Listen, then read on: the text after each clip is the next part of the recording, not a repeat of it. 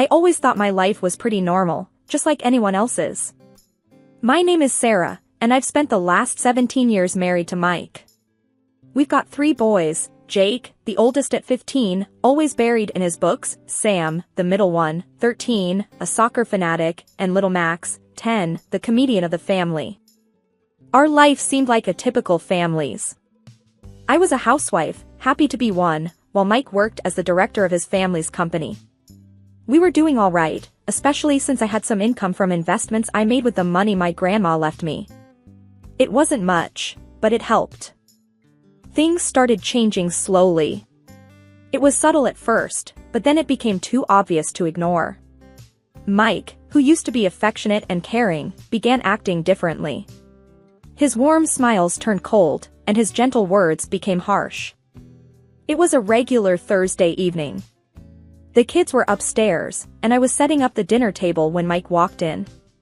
He looked tired, or maybe just annoyed. I couldn't tell anymore. "Hey, Mike. How was work today?" I asked, trying to keep the conversation light. He shrugged, barely looking at me. "Same as always, Sarah. Exhausting and endless." I handed him a plate of his favorite pasta, hoping to cheer him up. "Well, maybe this will help." He poked around the food with his fork, not eating. Then, out of nowhere, he said, "Sarah, have you looked at yourself lately? You've really let yourself go." His words hit me like a punch. "What do you mean?" I asked, my voice trembling a bit. "You know what I mean. You used to take care of yourself, look good. Now, it's like you don't even try." I felt my face burning. I'm taking care of our home, our kids. I don't always have time for myself. He scoffed. "That's just an excuse, Sarah. You could make the time if you wanted to." I was stunned. Mike never used to be like this. He was the one who always told me I was beautiful, no matter what. "I'm not some model, Mike. I'm your wife, the mother of your children. And that's exactly why you should try harder. Look at you. How am I supposed to take you to any company events looking like this?" His words stung. I felt small, insignificant. "I didn't realize my looks were so important to you," I said, my voice barely above a whisper. "They are, Sarah. They are. And right now, you're just not cutting it." I stood there, feeling a mix of anger, hurt, and confusion. This wasn't the man I married. This was someone else, someone I didn't recognize. The rest of the evening passed in silence. I cleaned up the dishes, trying to process what just happened. Mike went to the living room, probably to avoid any more conversation. It wasn't just a one-off comment from Mike. The criticisms kept coming, each one sharper than the last. It felt like I was living with a stranger. He'd always been so supportive, but now, it was like he was looking for things to pick on.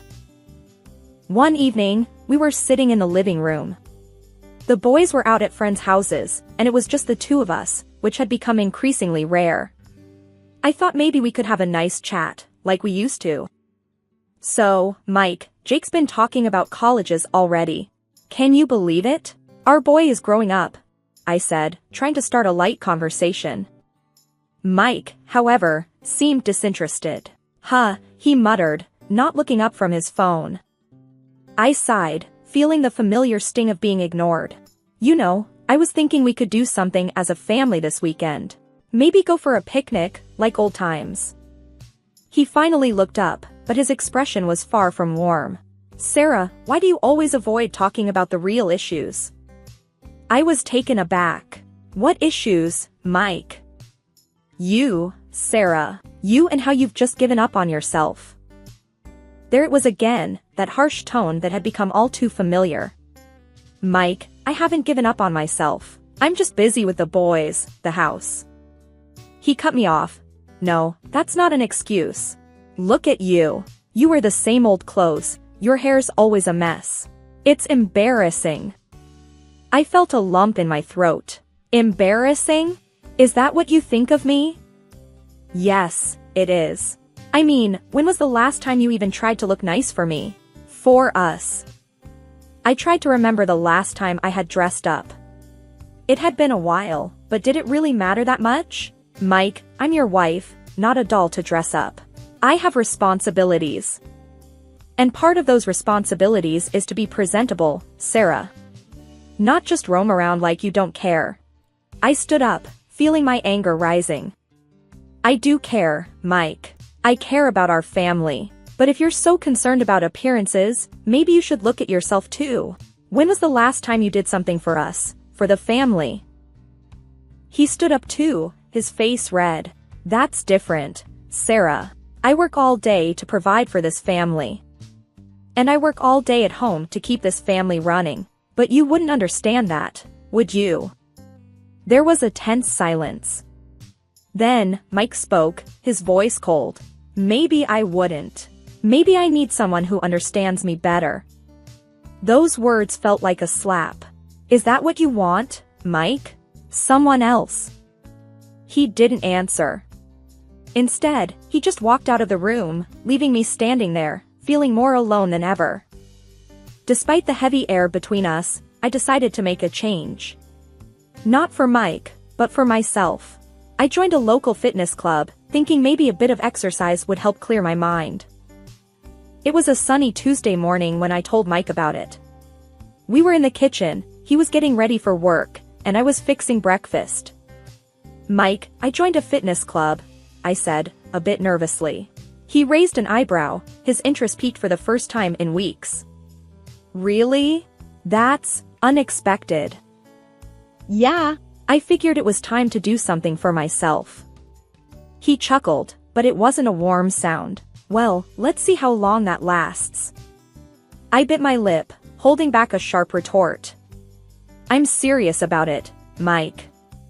He shrugged, finishing his coffee. We'll see, Sarah. We'll see. That conversation stayed with me as I headed to the fitness club. Determined to prove him wrong, I threw myself into the workouts. I started jogging in the park every morning, feeling a sense of accomplishment with each stride.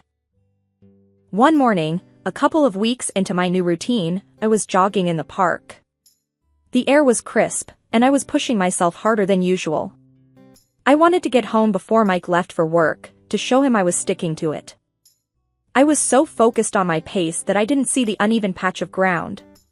My foot caught, and I stumbled, falling hard on the path. Pain shot through my leg, and I knew immediately something was wrong. Limping back home, I was a mix of pain and frustration. This was the last thing I needed. Mike was still home when I got back. He looked surprised to see me limping. What happened to you? He asked, more curious than concerned. I fell while jogging, I replied, trying to keep my voice steady despite the pain. He snorted. Jogging? More like tumbling, it seems. I winced, both from the pain and his words. It's not funny, Mike. I think I sprained my leg. He leaned against the counter, a smirk on his face. Well, what did you expect? You can't just jump into these things at your age. I felt a surge of anger. My age? What's that supposed to mean? He shrugged. It means you're not exactly young anymore. These things happen. I couldn't believe what I was hearing. So, you're saying I shouldn't even try? I'm saying maybe you should have thought it through a bit more. Starting to work out all of a sudden, at your age, it's bound to end like this. I leaned against the wall, trying to steady myself. I was doing it for myself, Mike. To feel better. He shook his head. Well, looks like that backfired, didn't it? I didn't have the energy to argue. I just wanted to sit down and deal with the pain in my leg. Mike left for work, and I was left alone, feeling both physically and emotionally hurt. It seemed like no matter what I did, it just wasn't good enough for him. The days following my fall were tough. My leg was in a brace, and I felt trapped in my own home. Mike's attitude didn't help either. It was like he found joy in my misfortune. It was a Wednesday afternoon, the kids were at school, and I was sitting in the living room with my leg propped up. That's when I heard the knock on the door. I wasn't expecting anyone, so I hobbled to the door, curious and a bit cautious. Opening the door, I was met with a sight that knocked the wind out of me. A young woman, probably in her late 20s, stood there. She was dressed sharply, and there was a confidence in her posture that was hard to miss. "Can I help you?" I asked, trying to mask my surprise. She looked me up and down, her eyes lingering on my braced leg. "You must be Sarah. I'm Amanda. I think we need to talk about Mike." My heart sank. Mike? What about him? She stepped inside without waiting for an invitation. "I think it's time you knew. Mike and I have been seeing each other." I felt like I had been punched. "What are you talking about?" She walked past me into the living room, making herself at home. "I'm talking about Mike, your husband. We're in love, and he's going to leave you for me." I followed her, my mind racing. "That's impossible. Mike would never." She cut me off. "Oh, but he would. And he is. He's tired of this." She gestured around. "And tired of you." I couldn't believe what I was hearing. This is some kind of joke, right? Mike loves me. We have a family. Amanda laughed, a cold, hard sound. "Love? Please. He's bored with you. He needs someone young, someone exciting. Not a housewife who can't even take care of herself." I felt tears stinging my eyes, but I fought them back. "You don't know anything about us, about our life." "I know enough. I know that Mike wants more, and I'm more than you'll ever be." Her words were like daggers, each one cutting deeper. "You're wrong. He won't leave me. He can't." Amanda stood up, ready to leave. "Believe what you want, Sarah. But it's happening. Mike is mine now. And there's nothing you can do about it." She walked out, leaving me standing there, feeling a mix of shock, anger, and disbelief. That evening, when Mike came home, I confronted him. "Mike, we need to talk. Now." He looked surprised but nodded. "What's wrong?" "A woman came here today. Amanda. She said you're leaving me for her." Mike's face changed, and I knew. I just knew. "It's true, isn't it?" I whispered, the reality sinking in. He sighed, running a hand through his hair. "Yes, it's true. I didn't know how to tell you." I felt numb. "How long, Mike? How long have you been lying to me?" "It's not about the time, Sarah. It's about us, about what we've become." I shook my head, tears finally escaping.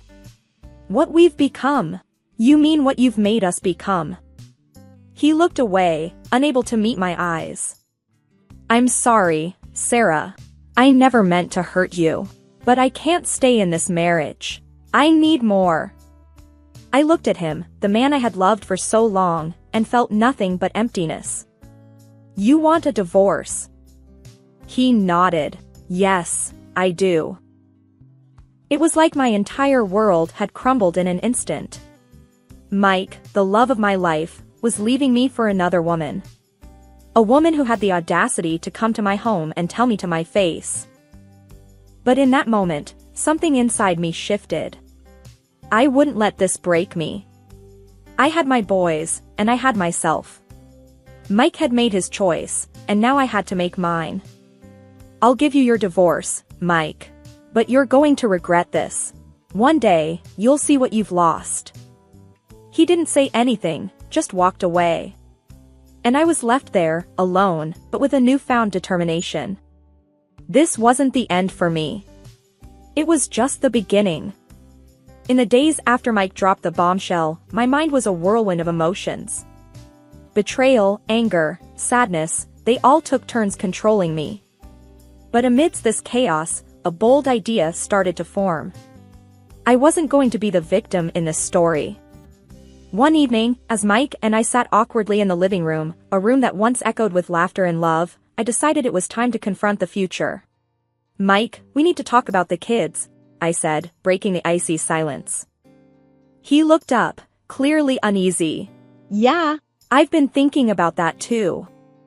I've made a decision, I continued, my voice steady. I'm going to move out. Mike's eyes widened. Move out? What about the boys? They're staying with you, I said firmly. He was taken aback. What? No, Sarah, you can't be serious. They need their mother. I leaned forward, my resolve unwavering. They also need their father, Mike. And you need to understand what it takes to be a parent. Full-time, not just weekends or holidays. Mike ran a hand through his hair, clearly frustrated. Sarah, this is crazy. You can't just dump the kids on me and walk away. I'm not dumping them, Mike. I'm giving you a chance to step up. To be the father they deserve. Mike stood up, pacing the room. And what about Amanda? How am I supposed to explain this to her? I shrugged. That's your problem, Mike. You chose her. Now you have to deal with the consequences. Mike stopped pacing and looked at me, desperation in his eyes. Sarah, please. Don't do this. It's not fair to the boys. I stood up too, meeting his gaze. What's not fair is what you're doing to us. You made your bed, Mike. Now you have to lie in it. He sank into the couch, defeated. I can't believe you're doing this. I felt a pang of sympathy, but I pushed it away. This was about more than just me and Mike now. It was about our boys and their future. I'll come to see them, talk to them, but they need to stay with you, I said, my voice softer. Mike nodded, resigned. Okay, Sarah. If that's what you think is best. I knew this was going to be hard, on all of us. But it was a decision that had to be made. For the first time in a long time, I felt like I was taking control of my life again. I talked to the children and told them about my plan. They approved it, and ever made suggestions. Perhaps I was too cruel to them and my husband, but I needed to fight back, including for the sake of my son's future. After moving out, I found myself in a small apartment, a stark contrast to the house I had called home for so many years. The space was quiet, too quiet at times, but it gave me a chance to think, to plan my next steps. It wasn't long before the first phone call came. I was sipping coffee one morning when my phone rang. It was Mike, and he sounded frazzled. Sarah, you need to take the kids. I can't do this, he blurted out as soon as I answered. I took a deep breath, trying to keep my voice steady. Mike, we agreed. They're staying with you. But Sarah, it's too much. I can't handle it. Work is hectic, and Amanda, she's not coping with them around, he explained, his voice tinged with desperation.